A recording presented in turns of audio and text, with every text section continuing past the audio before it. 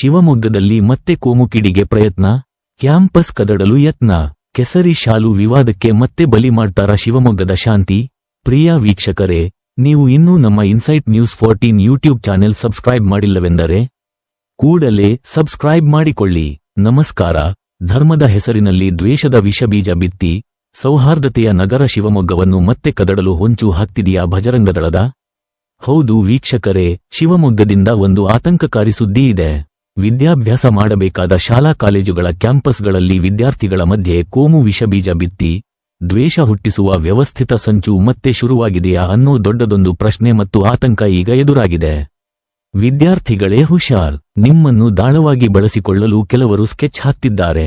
ವೀಕ್ಷಕರೇ, ಒಮ್ಮೆ ಇತಿಹಾಸದ ಆ ಕಹಿಪುಟಗಳನ್ನು ತಿರುವಿ ನೋಡಿದರೆ ಕಳೆದ 3 ವರ್ಷಗಳ ಹಿಂದೆ ಇದೇ ಶಿವಮೊಗ್ಗದಲ್ಲಿ ಹಿಜಾಬ್ ಹೆಸರಿನಲ್ಲಿ ಹೆಣ್ಣುಮಕ್ಕಳ ವಿದ್ಯಾಭ್ಯಾಸಕ್ಕೆ ಕುತ್ತು ತರುವ ಕೆಲಸ ನಡೆದಿತ್ತು. ವಿದ್ಯಾರ್ಥಿಗಳ ವೇಷದಲ್ಲಿ ಬಂದ ಕೆಲ ಪುಂಡರು ಕಾಲೇಜು ಕ್ಯಾಂಪಸ್ ನುಗ್ಗಿ ದಾಂಧಲೆ ಎಬ್ಬಿಸಿದ್ದರು. ವಿದ್ಯಾರ್ಥಿನಿಯರ ಮೇಲೆ ಹಲ್ಲೆ ನಡೆಸಿ ಭಯದ ವಾತಾವರಣ ಸೃಷ್ಟಿಸಲಾಗಿತ್ತು. ಅಷ್ಟೇ ಯಾಕೆ, ಇಡೀ ದೇಶವೇ ತಲೆ ತಗ್ಗಿಸುವಂತೆ ಭಾರತದ ಹೆಮ್ಮೆಯ ತ್ರಿವರ್ಣ ಧ್ವಜ ಹಾರಾಡಬೇಕಾದ ಧ್ವಜಸ್ತಂಭದಲ್ಲಿ ಹರ್ಸ ಕೇಸರಿ ಧ್ವಜ ಹಾರಿಸಿ ದೇಶದ್ರೋಹದ ಕೆಲಸ ಮಾಡಲಾಗಿತ್ತು. ಇನ್ನು social democratic party of India SDPI ಪಕ್ಷ ಇದಕ್ಕೆ ಖಂಡನೆ ವ್ಯಕ್ತಪಡಿಸಿದೆ. ಶಾಂತಿ ಕಾಪಾಡಲು ಮನವಿ ಕೂಡ ಮಾಡಿದೆ. ಈಗ ಮತ್ತೆ 3 ವರ್ಷದ ಹಿಂದೆ ಕೋಮುಗಲಭೆ ರೀತಿಯ ಪ್ರಚೋದನೆ ನೀಡುವ ಕೆಲಸ ನಡೀತಾ ಇದೆಯಾ?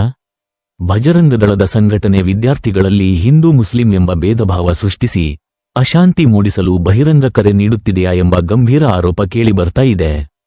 ಹಿಂದೂ ಮುಸ್ಲಿಂ ಏಕತೆ ಮತ್ತು ಸೌಹಾರ್ದತೆಯನ್ನು ಸಹಿಸದ ಈ ಕೋಮುವಾದಿ ಶಕ್ತಿಗಳು ಶಿವಮೊಗ್ಗವನ್ನು ಮತ್ತೊಮ್ಮೆ ಹಿಂಸಾಚಾರದ ಕೂಪಕ್ಕೆ ತಳ್ಳಲು ವ್ಯವಸ್ಥಿತ ಹುನ್ನಾರ ನಡೆಸುತ್ತಿವೆ. ಈ ಹಿನ್ನೆಲೆಯಲ್ಲಿ ಸಾರ್ವಜನಿಕ ವಲಯದಿಂದ ಈಗ ತೀವ್ರ ಆಕ್ರೋಶ ವ್ಯಕ್ತವಾಗ್ತಾ ಇದೆ. ಶಿವಮೊಗ್ಗದಲ್ಲಿ ಶಾಂತಿ ಕಾಪಾಡಬೇಕಾದ ಜವಾಬ್ದಾರಿ ಈಗ ಪೊಲೀಸರ ಮತ್ತು ಜಿಲ್ಲಾಡಳಿತದ ಮೇಲಿದೆ. ಧರ್ಮದ ಹೆಸರಿನಲ್ಲಿ ದ್ವೇಷ ಹರಡಿಸುವ, ಅಶಾಂತಿ ಸೃಷ್ಟಿಸಲು ಬಹಿರಂಗ ಕರೆ ನೀಡುವವರ ವಿರುದ್ಧ ತಕ್ಷಣವೇ ಕಠಿಣ ಕಾನೂನು ಕ್ರಮ ಜರುಗಿಸಬೇಕು. ಶಾಲಾ ಕಾಲೇಜುಗಳು ರಾಜಕೀಯದ, ಧರ್ಮದ ಆಖಾಡ ಆಗದಂತೆ ತಡೆಯಲೇಬೇಕಿದೆ.